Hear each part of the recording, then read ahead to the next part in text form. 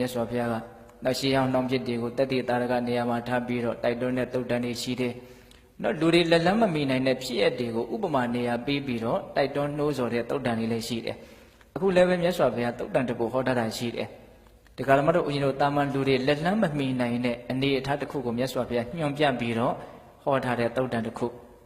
အဲ့ဒါကဘာလို့ဆိုတော့ဦးဇင်းတို့တန်ရုပ်ပါဠိတော်တက္ကတာဘကတန်ရုပ်ပါဠိတော်ထဲမှာဝိပစိတ္တိတုတ်တန်ဆိုတာရှိတယ်ဝိပစိတ္တိဆိုတာကတရားမင်းကြီးရဲ့ရောက်ခမနော်အတူရာနတ်မင်းကြီးရဲ့နာမည်ပဲဒီတုတ်တန်ကိုကျေးဇူးတော်ရှင်တိတိကိုဆရာဘုရားကြီးဟောထားတာရှိတယ်တရားမင်းကြီးတဲ့ခန္တီစာရန်တော်တော်ကောင်းပါတယ်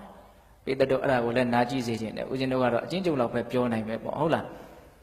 အဲ့ဒီတုတ်တံမှာမြတ်စွာဘုရားဘာဟောတာတုံးဆိုတော့ယဟန်တို့တဲ့ရှေးတုန်းကဖြစ်ခဲ့ဘူးတာလေးတစ်ခုကိုငါပြောပြမယ်ရှေးတုန်းကတာဝရိန္ဒာတွေနဲ့အတူရာတွေနဲ့စစ်ဖြစ်ကြခဏခဏဖြစ်ကြတယ်သူတို့က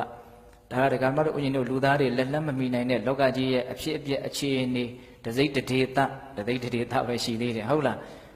းနော်အဲ့ဒီမှာဦးဇင်းတို့ဝိပစိတ္တိအတူရိကြီးကအတူရာကြီးကသူ့ရဲ့အတူရာစစ်သားတွေကိုဘာပြောတုံးဆိုတော့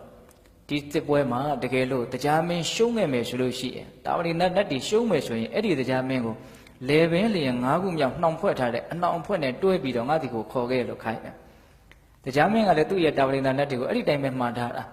တကယ်လို့ငါတို့နိုင်လို့ကတော့ကွာအဲ့ဒီဝိပစိတ္တိအတူရာကိုနော်လေပင်လျင်၅ခုမြောက်ရှိတဲ့အနှောင်ဖွဲ့နဲ့နှောင်ဖွဲ့ပြီးတော့ငါ့ဒီခေါ်ခဲ့အဲ့ဒီအနှောင်ဖွဲ့ကလည်းအရင်စိတ်ဝင်စားတဲ့အကောင်းတယ်အနှောင်ဖွဲ့ကဘာလဲဆိုတော့ခြေနှစ်ချောင်းလက်နှစ်ချောင်းလေပင်ကိုလှုပ်လို့မရအောင်နှောင်ဖွဲ့ထားတာအဲ့ဒီအနှောင်ဖွဲ့ကကျိုးမရှိဘူးတကိုးနဲ့နှောင်ဖွဲ့တာဘယ်လိုတုံးဆိုတော့အံ့ဩစရာကောင်းတယ်နော်နတ်တရဲ့တကိုးကအဲ့ဒီဝိပစိတ္တိအတူရိကြီးကရှုံးသွားတာအဲ့ဒီစစ်ပွဲမှာရှုံးသွားတဲ့အခါကျတော့အတူဓာတွေရှုံးတဲ့အခါကျတော့တာဝရိန္ဒာတွေကအဲ့ဒီဝိပစိတ္တိအတူဓာကြီးကိုတရားမင်းပြောတဲ့အတိုင်းအဲ့ဒီအနှောင်ဖွဲ့နဲ့နှောင်ဖွဲ့ပြီးတော့သူ့ဒီကိုခေါ်လာတာတရားမင်းတွေကိုအဲ့ဒီအနှောင်ဖွဲ့ကဘလောက်စမ်းကြဲလဲဆိုရင်ဝိပစိတ္တိအတူဓာရဲ့စိတ်ထဲမှာတရားမင်းကတော်တယ်ကောင်းပါတယ်အပြစ်မရှိပါဘူးလို့ထင်ရင်အဲ့ဒီအနှောင်ဖွဲ့မရှိဘူးတတောင့်တတနေရတယ်တရားမင်းကမဟုတ်ဘူးတရားမင်းကမကောင်းဘူးတရားမင်းကဆိုးတာလို့ထင်တာနဲ့အနှောင်ဖွဲ့ကနှောင်ဖွဲ့ပြီးသားပဲတဲ့သူ့စိတ်နဲ့သူ့တူဖြစ်အောင်နှောင်ဖွဲ့ထားတာဒါလည်းတရားဓမ္မတို့ဦးဇင်းတို့လက်လန်းမမီနိုင်တဲ့အနေအထားတစ်ခုပေါ့ဟုတ်လားအဲ့လိုနှောင်ဖွဲ့ခံထားရတော့အဲ့ဒီဝိပစိတ္တိတူတာကိုဒီတို့မှနတ်သဘင်ရဲ့တကားပေါက်နာမှာထားသူ့အဲ့တော့တရားမင်းကဒီနတ်သဘင်တွေကိုအမြဲတမ်းဝင်ထွက်သွားလာနေတော့အမြဲတမ်းဝင်တိုင်းထွက်တိုင်းသွားတိုင်းလာတိုင်းအဲ့ဒီဝိပစိတ္တိအတူတာကြီးကဆဲတယ်တဲ့တရားမင်းကိုရုပ်ရင်ကြံထမ်းတဲ့ရုပ်မာတဲ့စကားတွေနဲ့ဆဲတယ်အဲ့လိုဆဲတာကိုတရားမင်းဘာမှပြန်မပြောဘူးနားကိုမထောင်ဒီတိုင်းသွားတာအဲ့လိုတရားမင်းကိုဆဲမှများတဲ့အခါကျတော့တရားမင်းကဘာမှမဖြစ်ပါပဲနဲ့တရားမင်းရဲ့ဘေးမှာရှိတဲ့မာတလိကတိုးမှမခံနိုင်အဲ့ဒါနဲ့တရားမင်းနဲ့တွေ့တဲ့အခါကျတော့မာတလိကအားပြောတော့ဆိုတော့အရှင်တရားမင်းတဲ့ဒါကဆဲပါများလို့မနေနိုင်လို့သူပြောတော့တာအခုဝိပစိတ္တိကဝင်တိုင်းထွက်တိုင်းအမြဲဆဲနေတာအဲ့ဒါတရားမင်းကဒီတိုင်းကြီးနေတယ်အဲ့ဒါကြောက်လို့လားတဲ့ဒါမှမဟုတ်အားမျက်မရှိလို့လားတဲ့သိလား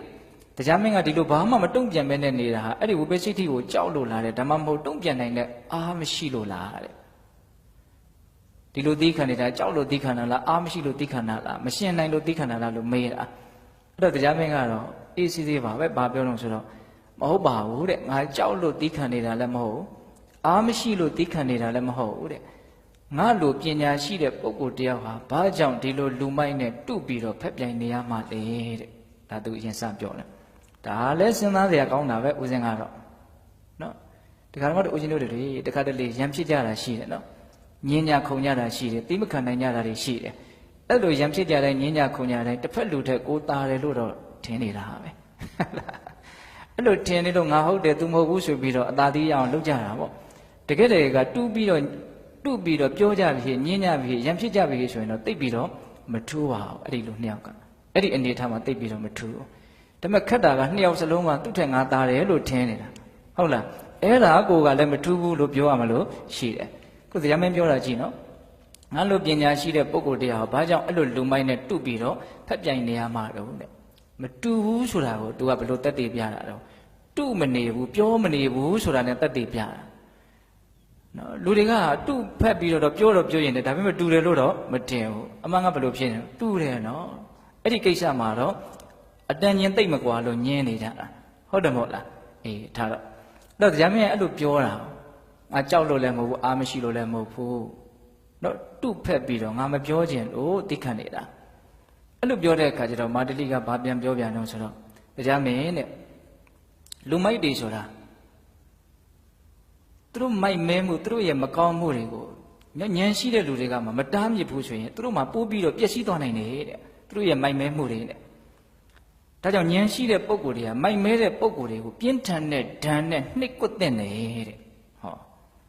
ဒါကလောကကြီးအရာတော့အလုံးကလက်ခံကြမဲ့အမြင်တစ်ခုလို့အရင်ထင်ပါတယ်နော်မိုက်မဲတဲ့ပုံကိုယ်တွေကိုအသိဉာဏ်ရှိတဲ့ပုံကိုယ်တွေကမှမထိန်ချုပ်ဘူးဆိုရင်သူတို့ဟာအများကြီးပျက်စီး